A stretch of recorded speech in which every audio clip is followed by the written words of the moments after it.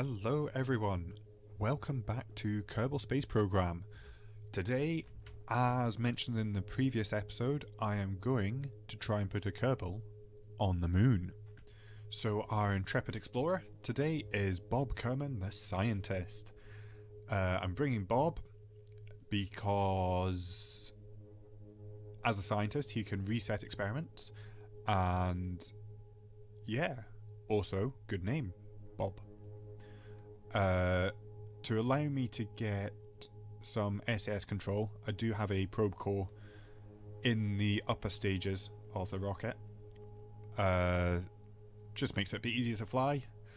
And yeah, that's enough chat. Time to launch it.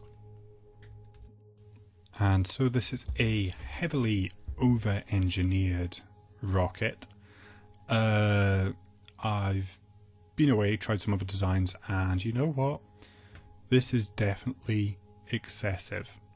Like way excessive. Yeah, I don't know what I was thinking, but hey, you know what? It's gonna get him up in the air. It's gonna get him out to the moon with any luck.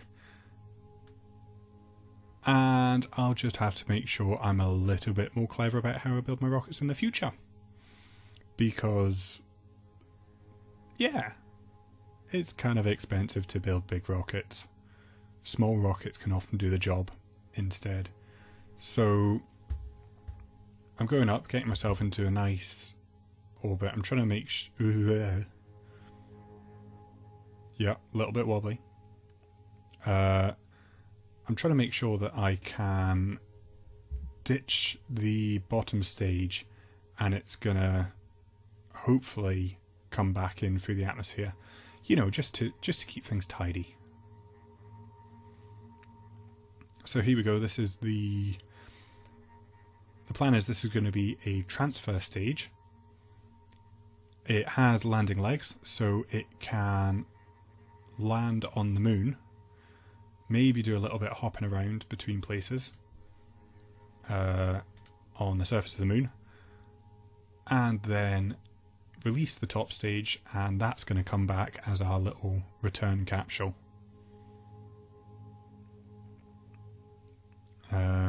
Also, this wasn't the most efficient. I know the most efficient way of burning to the moon is to be as low as possible, I think, so you're going as fast as possible. Thank you, Scott Manley, for that little bit of information. Honestly, like 80% of what I know about orbital dynamics, about 20% comes from playing Kerbal Space Program, and the other 80% comes from watching other people play Kerbal Space Program. But here we go, setting up the transfer. Looks nice, fairly flat. Will get us into a nice, close to equatorial insertion. Also, you know, might as well check to see what science we can get on the way. So if this all goes to plan, if Bob gets out there, gets back, all in one piece, he's going to go out again and do the same kind of thing to Minmus. We're just going to try and get as much science as possible and see if we can get some longer distance contracts. I've never personally flown past Minmus. Yeah, I mean, I've played Kerbal Space Program quite a lot, but that's going to be all new territory for me. So, transfer burn time. Of course, it's nice to do as many maneuvers with the little engine on the back there when we're in space. It's the most efficient thing I have currently, but I'm looking forward to when I can get nuclear engines, because those will be fun. So there we go, nicely set up. Just about ready to try for a landing.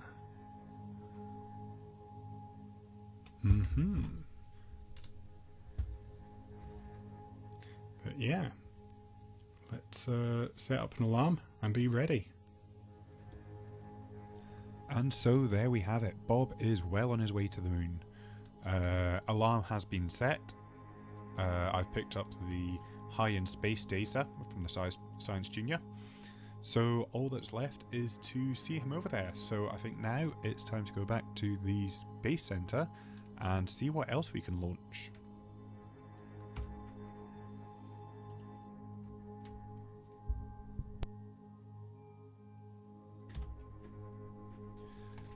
And so this is the second part of the plan now. This is one of the moon or minimus impactors that I've now modified, and it has become a ScanSat.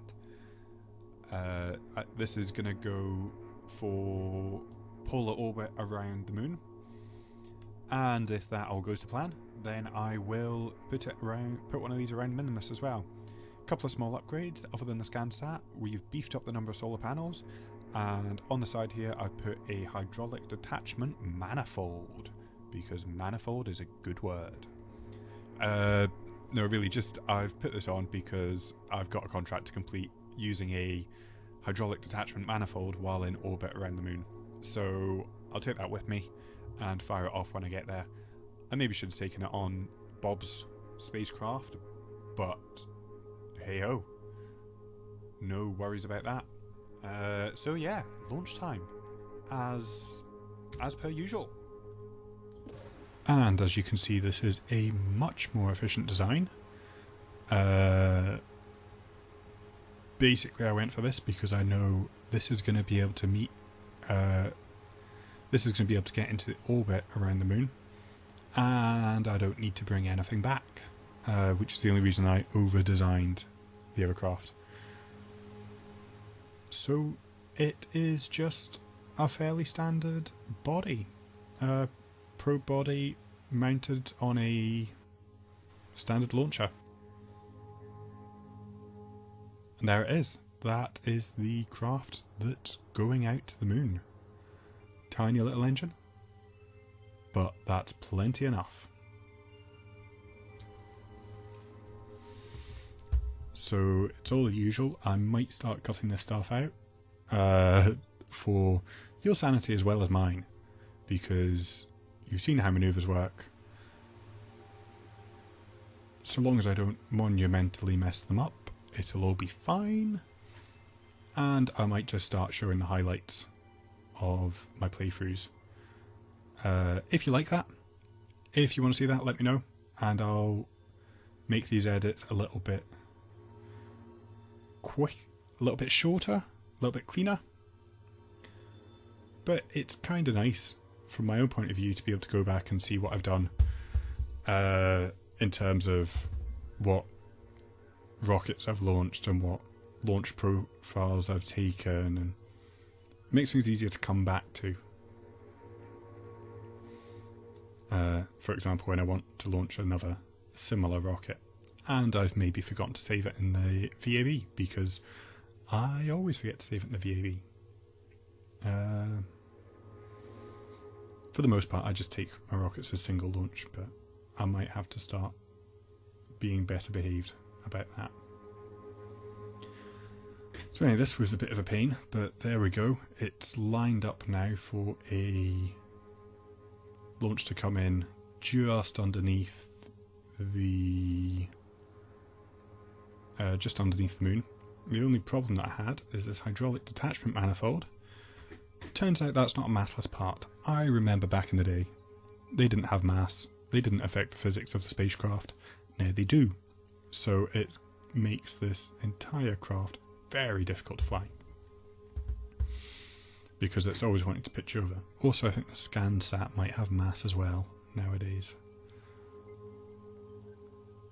Yeah, so it's constantly wanting to wobble off course, and is such a fight to keep it going in a roughly straight line. I think I'm not going to try this again anytime soon. If I do, I'll use symmetry. Consider my lesson learnt.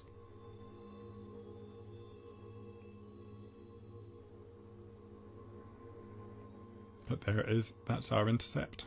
Nice and low.